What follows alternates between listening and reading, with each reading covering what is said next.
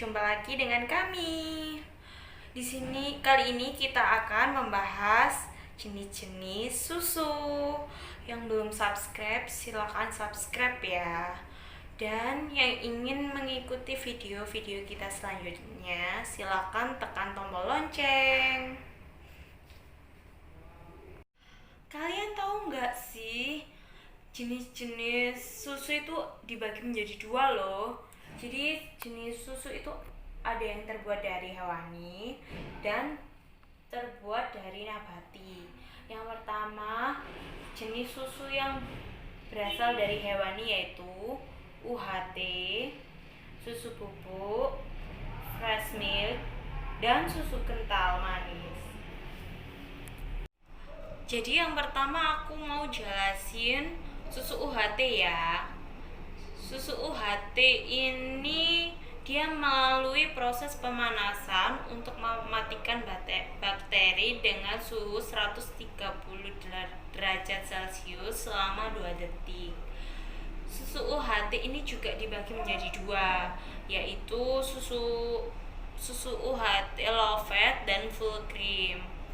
Susu apa sih bedanya susu UHT low fat sama full cream? Jadi dia itu sama sebetulnya, terbuat dari 100% susu segar dan meningkatkan kandungan kalsium. Jadi dia itu cuma beda, yang low fat rendah lemak, yang full cream tetap berlemak ya. Dan cara penyimpanannya, jika segelnya belum terbuka, dia bisa disimpan di lemari dengan suhu ruang ya, kurang lebih selama 6 bulan. Dia tetap bagus. Tapi kalau dia segelnya sudah kebuka, dia bisa disimpan di kulkas dengan jangka waktu beberapa hari saja. Yang kedua, kita akan membahas susu bubuk. Jadi susu bubuk ini terbuat dari susu segar yang dipanaskan hingga menjadi bubuk. Susu bubuk ini dibagi menjadi dua, yaitu susu bubuk full cream dan susu bubuk skim. Susu bubuk full cream ini berasal dari susu segar yang dicampurkan melalui proses pengaringan hingga mencapai kadar air 2-4% dengan kandungan lemak sekitar 26% sehingga menghasilkan rasa gurih. Dan untuk yang susu bubuk skim, jadi susu bubuk skim ini sebenarnya sama yang full cream. Bedanya kandungan lemaknya dihilangkan hingga menjadi 1%.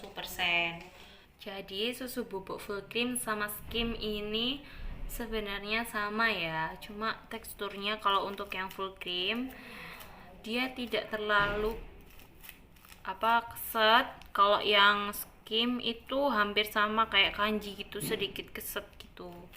Jadi kalian bisa bedain dari teksturnya juga kok. Dan cara penyimpanan susu bubuk ini gampang banget. Untuk kalian yang udah kebuka, silakan kalian masukkan dalam toples dan simpan dengan rapat ya.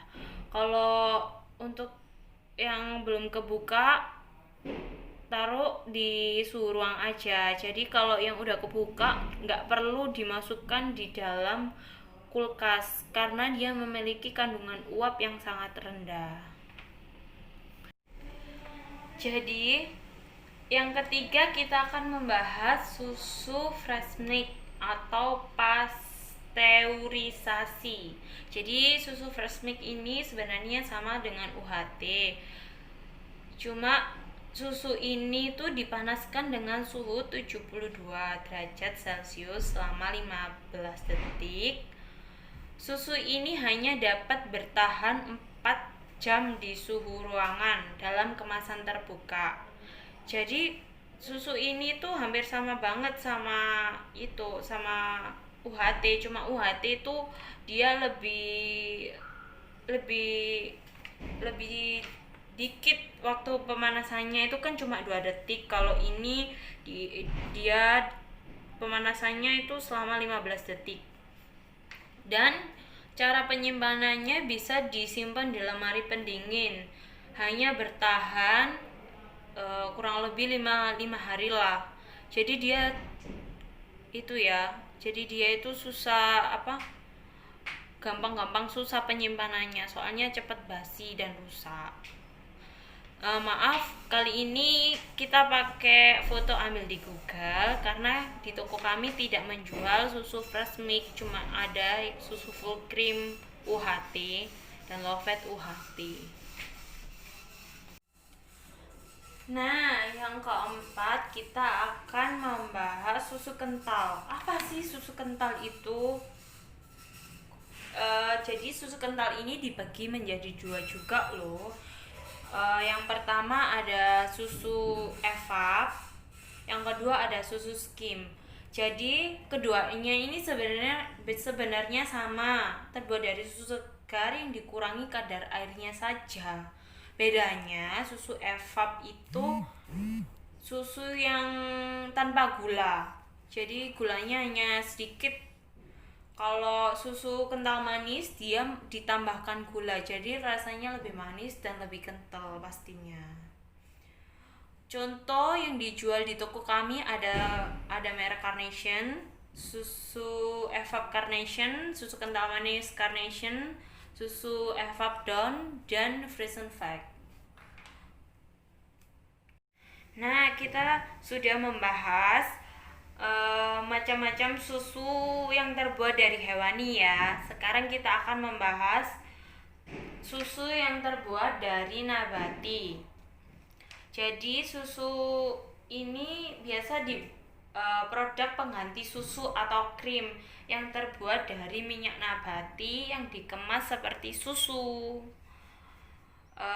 Cara penyimpanan untuk yang kental manis, kalian kalau sudah dibuka bisa kalian masukkan di dalam kulkas. Untuk yang bubuk bisa kalian masukkan dalam toples, tutup hingga rapat ya, karena dia gampang banget untuk menggumpalnya. Susu nabati ini biasa digunakan untuk campuran bobati, minuman yang zaman sekarang itu. Terus jadi kalian di sini tahu kan apa bedanya susu dari hewani dan susu yang dari nabati. Jika materi kita ada yang salah, mohon maaf. Kalian kalau udah ada yang tahu tentang ini kita salah kalian bisa benarkan ya di kolom komentar. Terima kasih untuk yang sudah subscribe hingga 1000 subscriber. Kita berterima kasih banget, dan jangan lupa like dan komen ya, biar kita semangat bikin video-video selanjutnya, biar kalian menambah wawasan juga, dan intinya terima kasih banget.